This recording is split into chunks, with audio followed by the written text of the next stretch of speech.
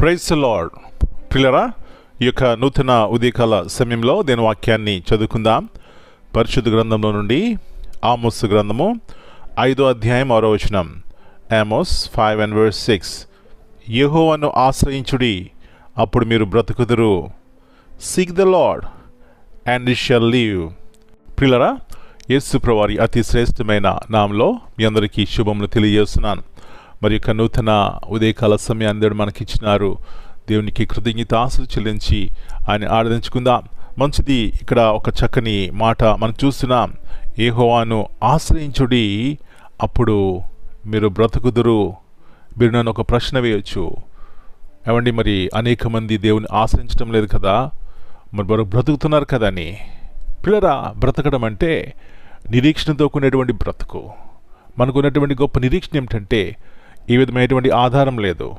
ఒకవేళ మన ముందు అసాధ్యమైనది ఉండొచ్చు, ఒకవేళ అసాధ్యమైనటువంటి రోగం ఉండొచ్చు, వ్యాధి బాధ ఏమైనా ఉండొచ్చు, కానీ బ్రతకడం అంటే నా దేవుడు నాకున్నాడు, ఆయన నా జీవితంలో కార్యం చేయగల సమర్థుడు, ఆయన గొప్పవాడు, మహిమోన్నతుడు, ఆశ్చర్యకార్యం చేసేవాడు. పిల్లరా, ఇది నిరీక్షణ. ఇలాంటి నిరీక్షణ కలిగి ఉన్నప్పుడు ఎలాంటి స్థితి గుండా మనం వెళ్తున్నా విశ్వాసంతో కూడినటువంటి భక్తి మనకేం చేస్తుంది అంటే ధైర్యాన్ని పుట్టిస్తుంది. అంత మటుకే కాదు పిల్లరా, ఆనందకరమైనటువంటి జీవితం మనం కలిగి ఉంటాం. అదండి బ్రతకడం అంటే.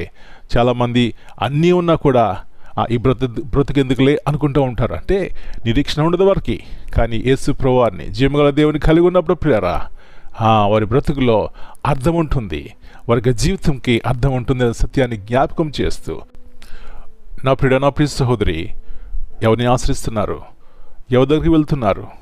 దేవుని ఆశ్రయించినట్లయితే ఆయన మన జీవితాల్లో ఆత్మీయ సంబంధముగా, శరీర సంబంధముగా బలపరిచే దేవుడై ఉన్నారు.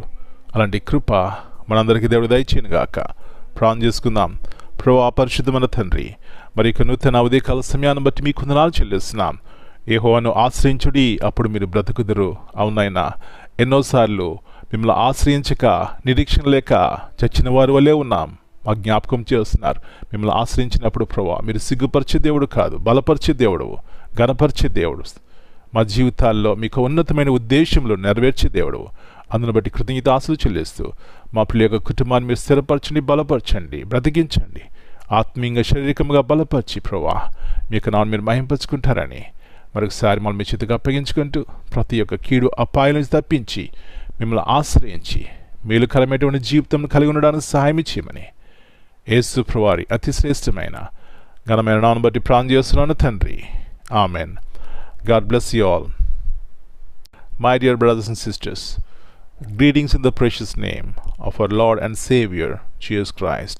Here in Amos 5:6 the Bible says, "Seek the Lord and he shall live." What do you mean by this? Those who seek God find life, but those who ignore him walk towards spiritual ruin.